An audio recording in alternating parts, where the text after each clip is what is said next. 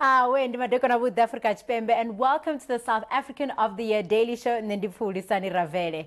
This is the show, of course, where we get up close and personal with the SATY 2016 nominees as we count down to the main prestigious event on the 25th of November happening at the Ticket Pro Dome. Joining me this evening, Youth Leader of the Year nominee Taylor Gibb. At just age 23, he is a young genius, passionate about IT and a man who's all about the solutions and not just looking at the problems. Taylor, congratulations for your nomination, I beg your pardon, and welcome to the show. Thank you for having me. Now, let's start off. A young man who's in IT, when did you first realize that, yep, computers, breaking them apart, putting them back together, this is what I want to do? I think it was at a really young age. As you said, I like solving problems, and software development is all about solving problems. So I think it was just a natural progression, moving from fixing computers, discovering how they work, and then eventually getting into software engineering. Tell me about the very first computer that you took apart. Was it one that belonged to your mom? Where did you find that computer, and what was the story behind it? It was actually my dad's computer, and I'm not sure he even knows the story to this day. So we used to have a family computer, and one day it just stopped working, and I really wanted to use the internet. We used to, in those days, have those telecom phones, and they were prepaid. So you used to put airtime on them and you could browse the internet. But for some reason or another, the computer wasn't working. So I took my pocket money, I went down to the internet cafe, and I downloaded like a PDF booklet on how computers worked. And I took it home, and I did all the little things and said I should do in the book, and the computer started working. And that was my first wow moment. This is really cool. And that this is what you're going to be about in your life. Absolutely. Now, fast forward a few years, although it's 10 years ago then, but when you were younger, you get into grade 8. I mean, this is high school. You spend your first year in high school, but then you realize, no, this is not for me. And you dropped out. What happened? What clicked in your mind to be like, this is not for me? School was like a bit of a gray area for me. If you were in my class, you would have thought I was the naughty kid, It wasn't really that I had ill intentions. It was more that I was bored, learning about things that really didn't appeal to me.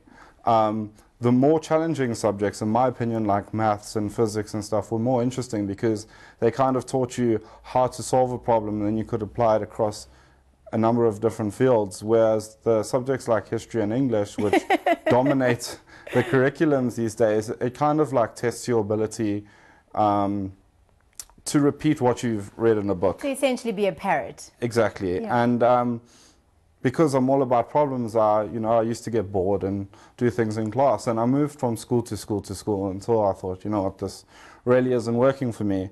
And when I left my last school, I chatted to my parents and I was like, I don't want to do this. They did try suggesting homeschooling, but that just never worked out because I still wasn't interested in what was being taught to me. So it was just get a job or go and study something you're interested about. And I guess he decided to get a job, but we're going to find out about that a little bit later. For now, though, Taylor Gibb, young genius, 23 years old. What is a day like in the life of this young man? Well, we sent our cameras to spend some time with him, and this is what went down.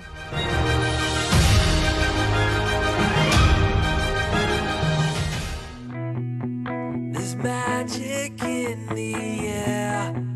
Can you feel it? Can you feel it? Can you feel it? Can you feel it?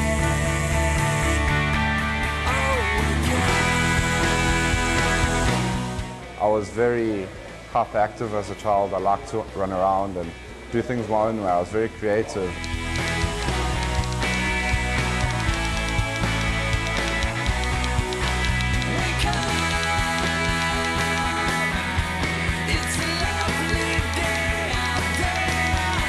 In today's education system, I believe that they give you all these books, you memorize them, and then they test you on your memory. It doesn't test you on your ability to apply things you've learned in a proactive way. And I think my brain kind of works like that, and I think that's why I got into the field of work I'm in today, is because I like solving problems. I don't like to just remember things and then kind of repeat history.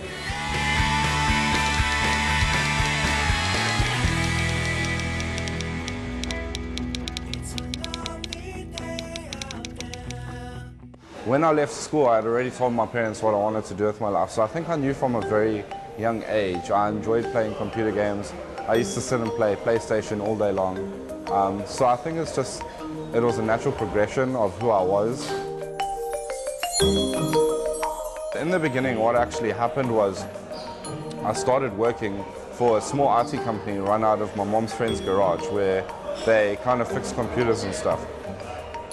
After a few months, the guy that ran the company still hadn't paid me. So I quit and I asked my aunt if I could borrow some money to go and study. I approached this college called iStudent, and I actually went and studied network engineering. So it's got almost nothing to do with what I do today.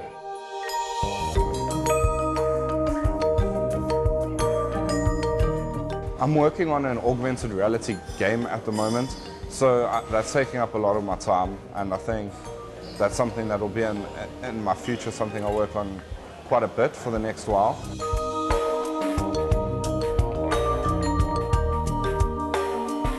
I want to travel. I really enjoy traveling, and I get to do quite a bit of traveling, but most of the time when I travel, it's for work or conferences. When there's a lot of attention, some days I just want to crawl into a little ball and hope it all blows over.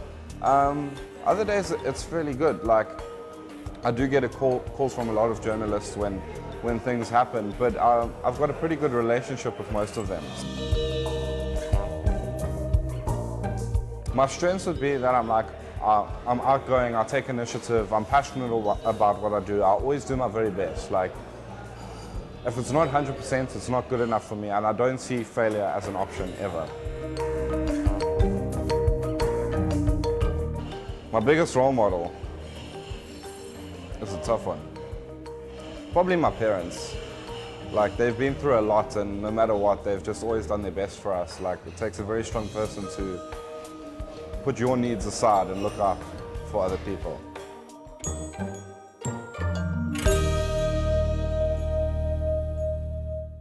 That is Youth Leader of the Year, Taylor Gibb. He's spending time with me this evening here in the studio as we get to pick his brain and learn a little bit more about him and exactly where all this love for IT began. Now, Taylor, before we went to go and see what a day in your life looks like, you were speaking to me about at the point where you had a chat with your parents and you said, you know what, school is not for me. It doesn't challenge me in the manner that I would like it to, and I'm all about problem solving. So let's talk about the moment you decided you're not going to school anymore and your parents agreed. What was the next thing? Because the options they gave you were you either get a job or you start making something of your life.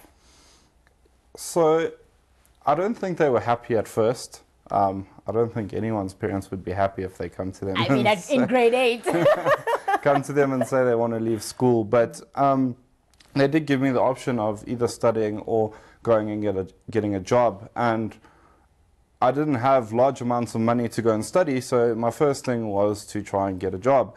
And I knew a guy who ran a small IT shop out of his garage. He was actually one of my mom's friends who I approached, and one of his employees was leaving, and I asked him if he would consider me taking on this 13-year-old. taking his place. So it ended up going through. While I was working there, I learned a lot about IT, but I ended up doing a lot of other things as well, like painting houses, and, you know, it wasn't just an IT position. And after a few months, he never paid me. So I decided that wasn't for me, and I started looking at other opportunities. And I think my mom came home with a pamphlet from an IT college, which was then called SATY2016, and she asked me if I'd be interested. So I reached out to a family member and I asked them if I got accepted, would they mind sponsoring my tuition fees? Yeah. And the family member agreed. So we went and saw the college, and the outcome of that was that the course was linked to an NQF level, and I wouldn't be eligible for the NQF level, but I could sit in on the classes and write the international exams, which were kind of linked to vendors like CompTIA and Microsoft. So I did that, and then after the first year, I kind of just lurked around the college a little bit. As a non-official student. As a non-official student. And eventually the branch manager just got tired of me and asked me if I wanted to do some small jobs around the college, fixing the PCs and stuff like that. So I agreed, and that, I guess, was my first real job. From there, while I was there, they actually paid for me to study further, so I took as much as advantage of it as I could, and I studied further and further. I eventually became a lecturer at the college. Wow. And then from there, Durifco approached me. So now, in your young age, you're also affiliated with the Microsoft program, which is being a regional director, as also being a 4-time winner of the MVP award. The relationship with companies like that for you, how important is it to sort of put a stamp of approval on who you are and your abilities? I think both programs, the MVP program and the regional director program, have huge benefits. I mean, people know you within the community, and this is kind of just like the stamp of approval that you know what you're talking about. But even more than that, when you're working in the technology industry and things are changing underneath your feet all the time, it really helps to have insights and contacts within organizations on whose technology you depend on. So Durifco, for example, is a big Microsoft house. We have products on other platforms, but for the most part, there's a lot of C# developers and stuff like that. In my personal capacity with DevelopHut, we also rely a lot on Microsoft technologies. And you don't want to end up putting all your effort into a particular technology if you don't know what the plans are going forward, or if it's always going to be a good fit for that particular problem. And being a regional director gives me direct access to the developers in Redmond to ask those kind of questions, or if something's not the way I think it should work, I can give feedback on that, and it opens up a lot of channels for that direct communication. Wow, so you basically, it's like not having a direct line to the president, but you have a direct line to Microsoft. Absolutely. Where you sit. Absolutely. That's a phenomenal achievement, Taylor. Youth Leader of the Year nominee, Taylor Gibb. If you'd like to vote for him, all you need to do is SMS Youth6, that's his code, to 43043, or you can email Youth6 to satyvoting@nn7.com. Don't forget that by voting on our website, nn7.com, you also stand a chance to win double tickets, VIP, baby. The style, the way, to the awards happening on the 25th of November. And because the ticket's not on sale, that's the only way you're going to get yourself there. So please make sure that you vote. But back to this evening and the guest that I have with me here in the studio. We took some time out to spend time with his family. We spoke to his dad, Alan, if I'm not mistaken, as well as your brother, Connor. Yeah. Well, this is what they had to say.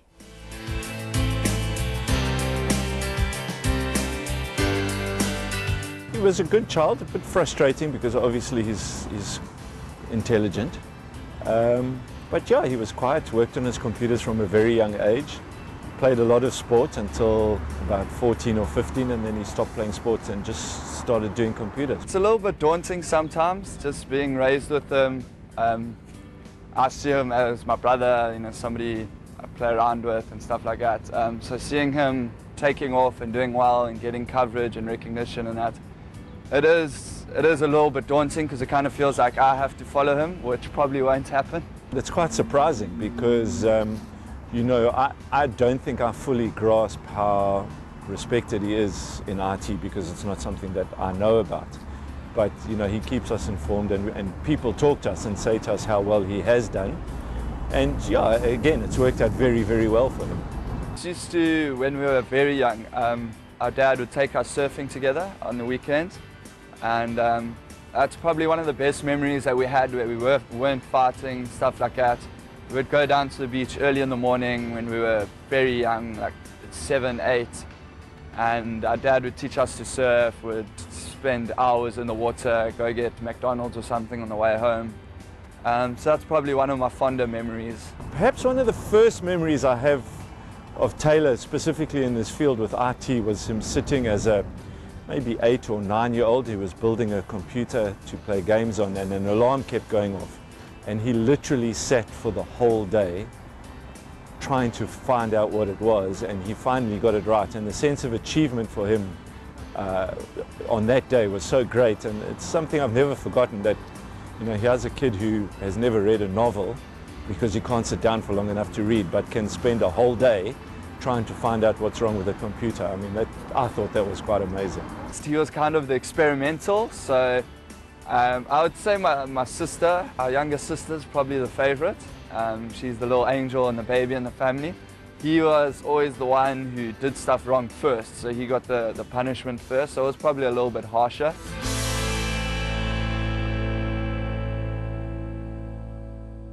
Taylor Gibb, our Youth Leader of the Year nominee, sitting with me here in the studio today. Just had a chat with his father, Alan, as well as his younger brother, Connor, who's younger than him only by 2 years. And it was nice to see you sitting here saying, yeah, most of the stuff he's saying is true. I was the experimental one, which means you were the naughty one. That about sums it up. I just think experimental is a fancier way of putting it. But Taylor, on a serious note though, you know, the decision that you took to essentially cut off your studies, and as your dad was saying, it's a scary thing, especially being raised by a generation who they're used to finishing school, do matric, move on to a trade or do university afterwards. What would you say helped convince your parents about the decision that you did afterwards? And I ask this because there could be another young person who has a story like yours, who's recognizing that I keep moving from school to school and people say that I'm the naughty child in class, but it's essentially that you don't understand me, like my brain just doesn't understand what's happening here. So your words of advice on what it is that you did in order to convince your parents so that someone watching could possibly follow the same footsteps. I think this is twofold. I don't think it's all on the child. I think my parents were open enough to understand that there's other routes I can take. But also, I needed to show them that I've explored all routes before they were willing to accept that there was other routes I could try. So I think a lot of the time it comes down to the parents. At the end of the day, they're going to tell you whether they're okay with it or not. But in my case, I think it became so frustrating for them seeing me not do well and go from school to school, not do well academically, but like not do well in terms of social aspects and stuff like that. I think it became kind of frustrating, and it was because I wasn't in my element and I wasn't relaxed and I was always uncomfortable. And I think as soon as they started letting me do stuff that I enjoyed and, you know, that appealed to me, it just became a lot easier for me as a person. I could relax, be myself, and then that just kind of tumbles, you know, one thing grows into another. Talk to me about the team members that you work with, just in terms of the importance of getting the right people, because anyone can come and say, listen, Taylor, I feel like we're friends, I could help you out here, I know what I'm doing here, but how do you take the authority as a leader in choosing the right people? So at the RIFCO, I'm not the team lead, I actually report to someone else, but we have a really, really solid team. We have combined experience that's out of this world, and we all come from different backgrounds in terms of software engineering. So I think that's a solid team, and no one could choose a better team if they tried. In terms of developer hut projects, like a lot of them I'll work on myself with Nikhil, who I believe they also interviewed. We kind of started that together, but when we have a need for a bigger project, then we will specifically look for people with skills in the areas that we need for that particular project. And I think that hiring the right people for the job is very important, but by the same token, it's very important that you hire someone that fits in with your team. You can always teach someone technical skills. You can't teach them to fit in with your culture that you've created. You're so young, but you're so wise. Like, a lot of people just don't get that, you know, that you can change the direction that the bus is going and you can teach someone how to do something, but social skills and who you are and fitting in like a glove, that it either happens or it doesn't, right? Absolutely. Well, speaking of Nikhil and Matt, you're correct, we did speak to them. These are two of the people that he works with at Developer Hut. Let's see what they get up to. We met sort of 4 years ago through a Microsoft program, and we've sort of just been friends since then. We share a lot of similar interests, and we've ended up working on similar projects. So since then we've just sort of collaborated and stuff. So Taylor and I go back probably about 3 or 4 years now. We started working together at RIFCO, and now we're just really good friends. See each other every now and then for a braai, but more often than not we're working through late hours during the night. He's very young and driven.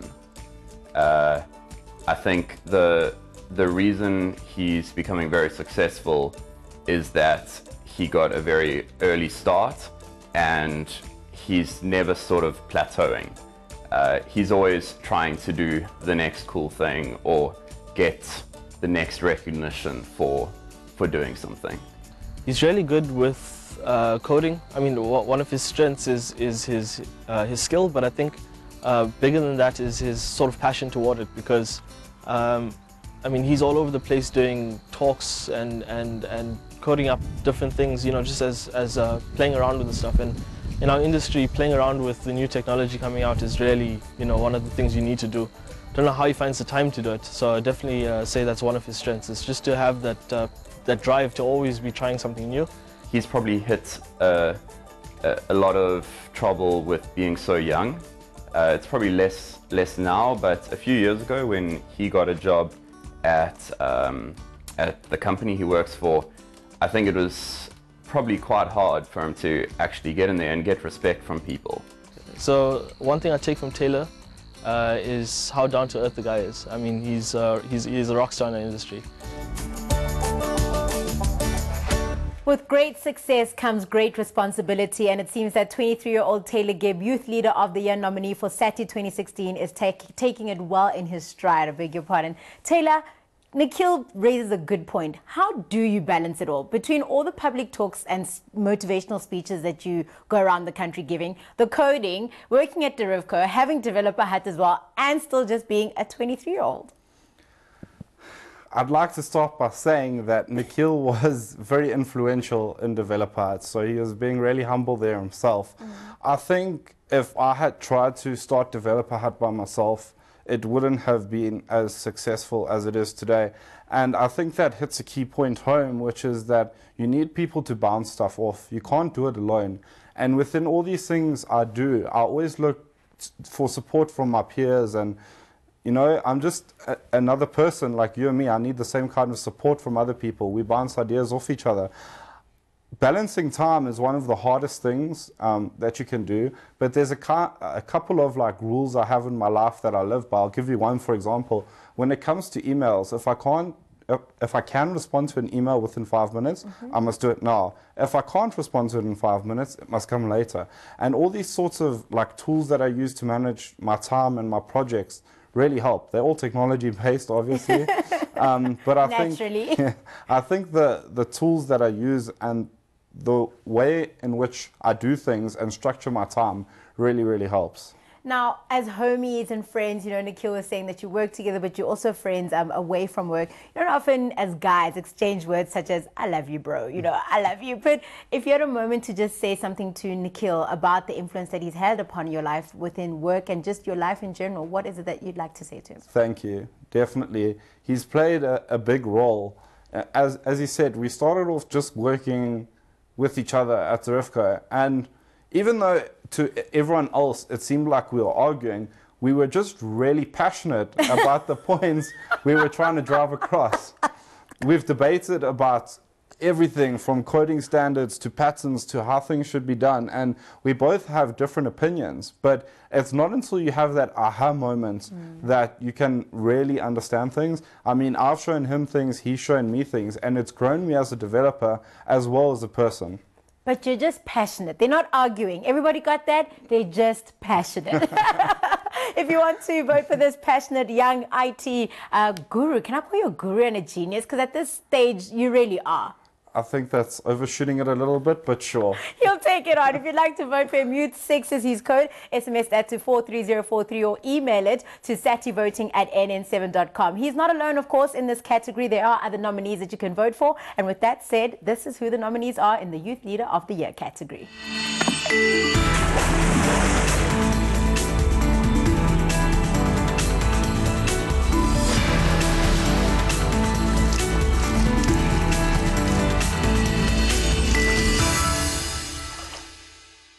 Welcome back to the South African of the Year Daily Show. Joining me this evening, Youth Leader of the Year nominee, 23-year-old Taylor Gibb, who's doing great things in the IT space and is not known only in South African communities, but I hear worldwide too. Rock star! As Nikhil's brother said, you are a rock star. Now, Taylor, this is the South African of the Year show, so we want to know how much you know about South Africa, and we're just going to give you a quick trivia quiz. I think they're easy questions, but we'll see how you fare. You ready? Sure. The first two questions have to do with your industry, so I'm hoping you get these right. Question number 1. How many bits make a byte? 8. If you got that wrong, I would have been like, but this guy. Question number 2. The system unit is referred to as the what of the computer? The system unit. They need to be a bit more specific than that. So it's an organ of the body. What do they say? What organ does the system unit play in the heart? computer? Yes! It's technically called a CPU, not a system unit. People who wrote the questions, get this right. Technically, it's called a CPU. Question number 3. This is more general knowledge based. Name the highest populated city in South Africa. Johannesburg? That's right. Name the longest river in South Africa. Din, din, din, din. It's on the tip of my tongue. I want to give you a clue, but I feel like you got all the others right. It's a color. That's as much as I can say. No? Nothing? No, The Orange River. All right. And the last question. What is the national animal of South Africa? Springbok. There we go. 4 out of 5. Not bad at all. Taylor, thank you so much for your time this evening. It's been such a pleasure just picking your brain and getting to know you. You are an incredible young man, and go farther, go harder. Thank you. That is Taylor Gibb, Youth Leader of the Year nominee. Don't forget to get voting for him. Youth6 is his code, 43043. But that's all we've got for tonight. I hope that if you're a young developer sitting out there, that you have been inspired by this young man and just everything that he's doing in his life, and you know that you can shoot and aim higher, and if you're willing to work for it, you can certainly achieve it. Ah.